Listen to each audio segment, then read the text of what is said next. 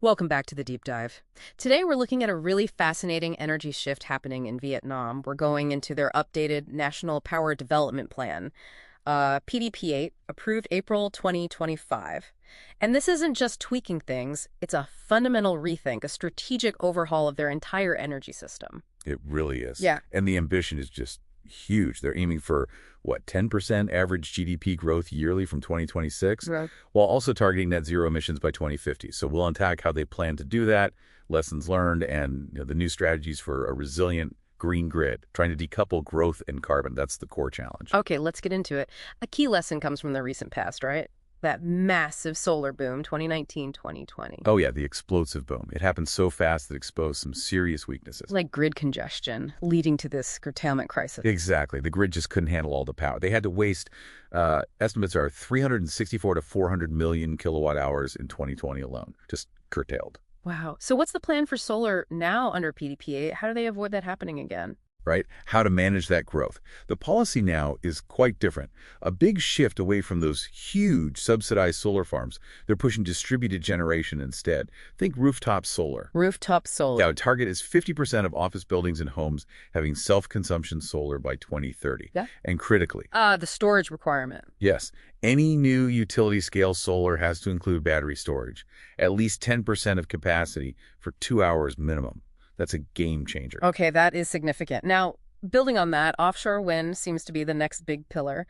The targets are massive 17,000 megawatts by 2035, and long-term, maybe 240,000 for green hydrogen. Immense potential on paper. But get this, not one single large-scale project has actually been approved yet. Why not? What's the holdup? Well, connecting that ambition to reality, offshore wind faces like a trio of major hurdles. First, there's a policy and regulatory gap.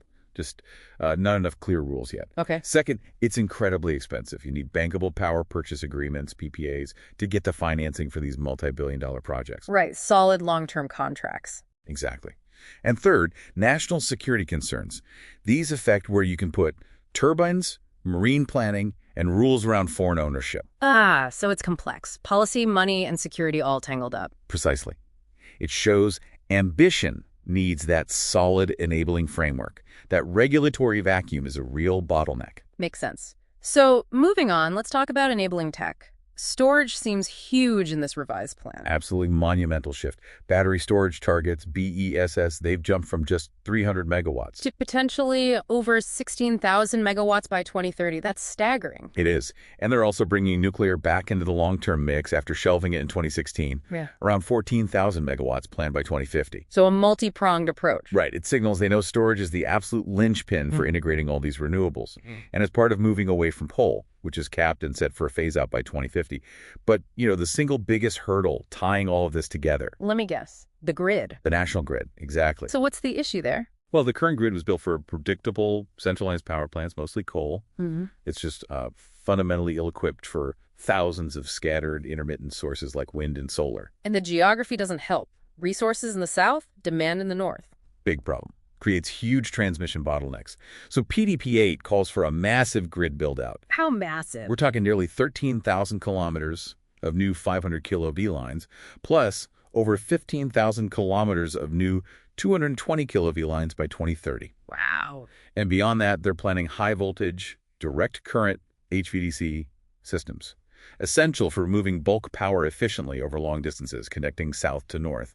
This grid upgrade is foundational. Without it, the rest doesn't happen. The cost must be astronomical. Yeah, estimated $134.7 billion needed by 2030. Could be over $520 billion by 2050. So foreign investment is absolutely key. Yeah. Things like the JETP funding, that $15.5 billion. Crucial. Partnerships, foreign direct investment, that's essential. And they're developing direct power purchase agreements, DPPAs, so big companies can buy clean energy directly. But clarity is still needed on things like auction frameworks and new laws to really unlock that investment, right? Definitely. That regulatory clarity is vital for attracting the scale of capital needed. So looking at the whole picture, Vietnam's PDP-8 is incredibly ambitious, very forward-thinking, but the complexity is immense. It really is. It's a powerful case study, isn't it? It highlights that a major energy transition isn't just about setting targets or picking technologies. It's about that complex interplay: ambition, infrastructure, policy, finance, national interests. Exactly, that intricate dance. So thinking about all this, what's the key takeaway you see for other developing nations watching Vietnam navigate this path? What lesson stands out?